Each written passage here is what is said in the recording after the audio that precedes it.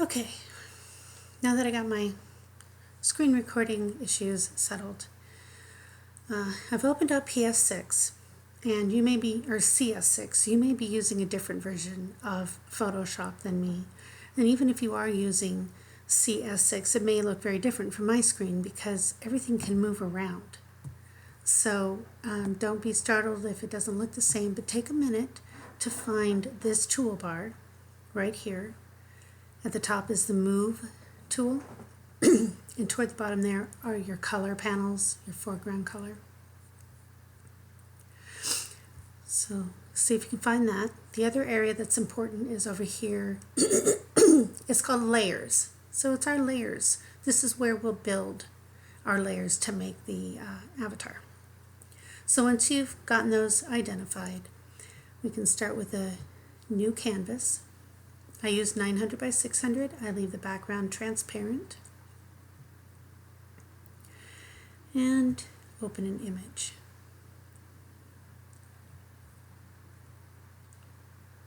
So now, I have two tabs up here, the blank and the image.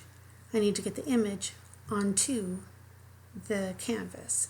So to do that, I'm going to choose Windows, Arrange, Tile All vertically, click on the image that you're moving, and then use the little thumbnail on the layer to click and drag over to your canvas. You can't click and drag from the image. It doesn't work. You have to be on the thumbnail. Once you've moved it over, you can close your original image. And of course, it doesn't match the sides of my canvas by any stretch of the imagination. So I need to decide how much of the image I want to show and resize it accordingly. And make sure that you're using an image that is at least 600 high. If it's not 600 high, you need to shrink down your starting platform. Okay, otherwise it'll get stretched.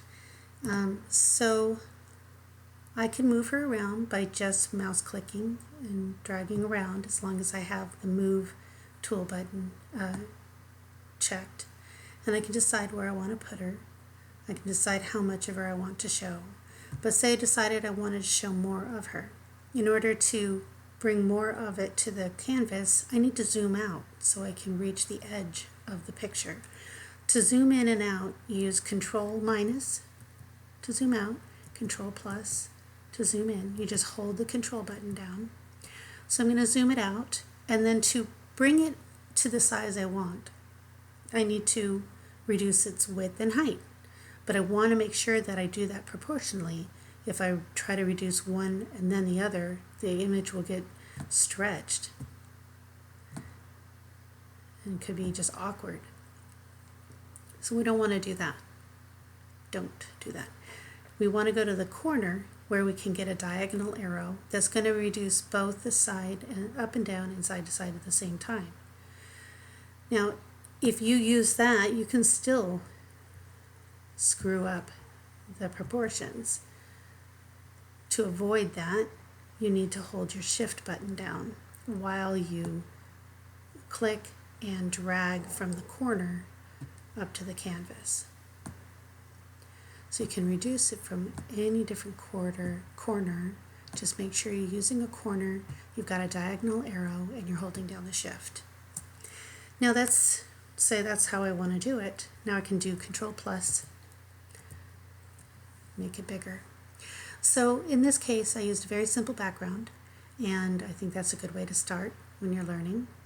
Now I have to decide on, one thing that if you're trying to go on and it's just not responding to anything, you probably need to hit your Move button and apply. Okay, so after you've moved it around, move, apply, and then you have two layers, your original blank layer and now this layer with the image on it. You can bring a texture in at this point and blend if you want, but I like to have my bottom layer be a consistent picture for the entire canvas. So I can say move her over here and then fill this bottom layer with a color from the background so that I can kind of just blend it together. So if I go over here to our colors, I want to hit the top one, and then I'm going to pick a color. So do I want to keep it dark like the edges, or do I want to have it lighter, like closer to her? And I think I'm going to go with a little bit lighter. You can tweak around till you get the color you want, and then say OK. Now, making sure you're on that layer, not on the image layer, you go to your fill bucket. It is hidden under here with the gradient tool, paint bucket. So it might be showing this on your toolbar, but it's probably showing this because it's the top one. So you change it to paint bucket, and then you'll see your cursor becomes a little bucket. Again, making sure you're on the right layer, you got the color you want, you click and fill it in. Now, to blend this image into that background, I'm going to create a mask. So I'm wanting to get rid of some of this around her, right? So I'm going to click on her image. She's the one that I need to take stuff off of. And, oh, my little button's in the way. Shoot. This little thing is in the way. Let me try shrinking this. Oh, I can pull it up maybe. There we are. My recording things were in the way. So I click on the layer and I hit this folder here. It's next to FX. There are other folders for other kinds of layers. I have not expanded into them, but I do use the mask a lot. So we click the mask and you see it creates a mask. And basically what that means is you can tell it how much of this image you want to see by manipulating the mask. So with the mask highlighted, not the image, because you can see they're two different things, and with your paintbrush chosen, you're going to have black and white down here. So the way it works is if you want to get rid of something, you use black. If you want to bring it back, you switch them and use white. Okay? Sort of like the eraser in PSP. It's just done through this mask instead.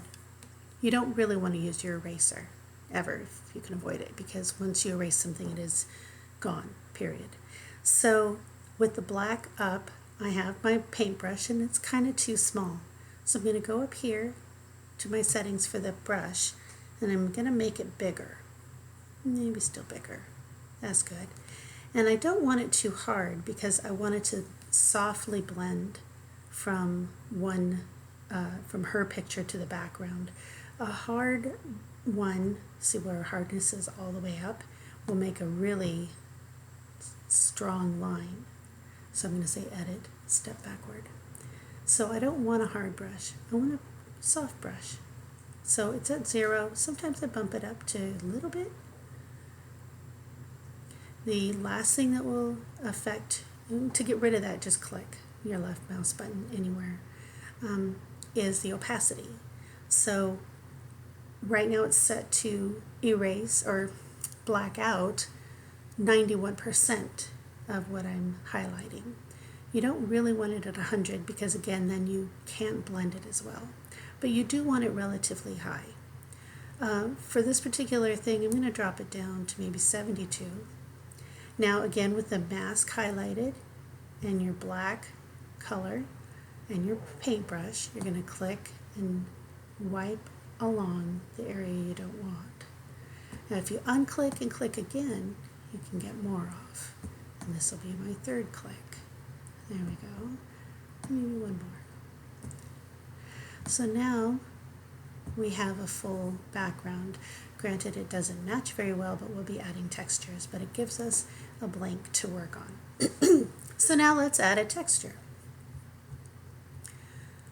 I'm going to open a very simple kind of texture that doesn't have much going on. I always think it's easier to start off with the simple, clean stuff. So here, I'll use this one. So now I have the same issue. I need to get this, and see how I still have my brush? I know I have my brush because of the circle. So at this point, I'm going to want to change it back to my move, because I need to move this image onto that layer. So again, Windows, Tile, using the thumbnail, drag it over top, and I can close my texture. Now, if you're clicked on the bottom layer at the time that you drag it over, this layer will just come up one layer down. So it's not a big deal to move a layer. You just click on it and drag it up or down. So I need it on top, and I need to get rid of some of it, right? Because it's too much, because we can't see her. Well, the first thing we can do is drop the opacity down. There she is. And then we need to get rid of what's covering her. So again, we create a mask on that layer. Again, we have our brush, and we have our black. And this is the same brush.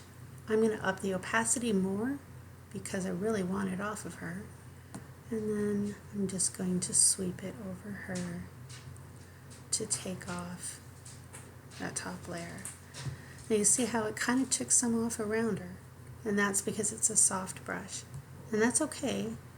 And if you get too much, you can always put it back, and I'll show you that in a minute. I'm going to shrink the brush down so that I can get closer to the edge of her without it kind of spidering out and erasing around her too much. So you just want to practice cleaning up that image. Now, I sometimes would leave that because I think it looks like a shadow, but that's not always going to be the case. So if you realize you've taken off more than you want to, you switch it now to the white and click, and it will use the same settings for the brush. It'll just be in reverse. It'll put it back. When you look at the layer, you'll see how there's a part that's been blacked out, and that's where we're telling the mask, don't show that piece of this layer, because we want to see what's underneath it, right? The image. So once you're comfortable that you've gotten her all cleaned up, then you can move on to adding more textures on top, and then eventually font work. I'm going to skip straight to font work. So say we decided we're done, we're happy. There are lots of other things you can do, but this is like the basics, right? Okay. There's colorings, there's actions, there's just so many things you can do. It's a little overwhelming, but just for basics, I added a texture, I cleaned her up, and now I want to put a name on it. So to do that, I'm going to click on the text toolbar, and that's going to give me a cursor to type. It's going to type in whatever this color is. So say I want it to be one of the pinks from the background. I'll click on it to get the eyedropper, and I'll pick out a pink from the image. Oh, see how it's all white? So that tells me I'm not on the right place. I've clicked over on the mask, which is all white. So when it's trying to pick a color, it only has that color to work with. I need to click over to this layer, not that one, and then click here, color picker. Now I'll be able to have access to the colors on that layer. Make sense? I'm making the same mistakes that I made when I was new. So hopefully it'll help you if you make that mistake to see what's going on. All right, so now I'm on the top layer. I have the color I want. I have my T. I can click with my left and type whatever I want. So I can type Himaros help. And I can't see it because it's blending in and it's too small, but I can highlight it by clicking and dragging, and then I can up the size. Then I have all my fonts. I've got a million fonts. So you pick whatever font you want. And while it's highlighted, it's hard to see, and that's still in text mode. So to get out of text mode now, I'm going to click on the move button. I still can't see it because it's just blending in too easily. So another way to resize is to do it just like the picture. Hold the shift key down and pull from the corners when you have your move button activated. So if I decide I can do things to make it stand out, but if I just think, well, that was kind of the wrong color, I need something darker, no problem. Click on your T again. You have to apply. Click on your T, click on your colors, and say, I'm just going to use the black. That'll stand out. Now, it still thinks it's using the old color, so I'm going to click on it up here. I don't know if you saw that. So when you're on the toolbar, I messed up here, but up here, for the tool, it's still remembering that other color. So I'm going to click on it and actually just hit the top layer here to say I want to use this color. Now it changed. So that's how you would get that on there. You can move it around, and you can do all sorts of other stuff in the blending options, which I can teach you later, but that's a good way to start. And when you're done, if you're going to be, like if this is a sample one, you're going to want to save a layered copy. So I'm going to say File, Save As. It's going to come up thinking it's a Photoshop file, and that's fine. I'm going to put this in my 19 miscellaneous folder.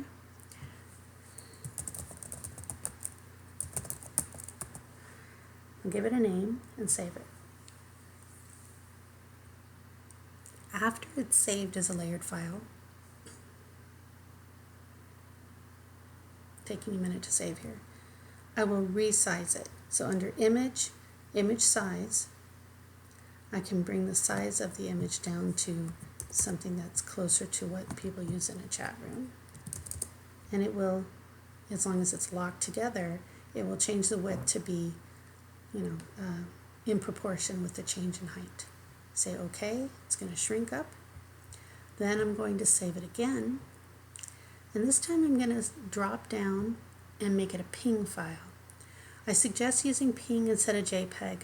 PNGs give you a clearer, just crisper image, and especially on the font work. If you use JPEG and a red font, a red lettering, it comes out blurry. So I learned to use PNG a long time ago. So I saved the PNG file.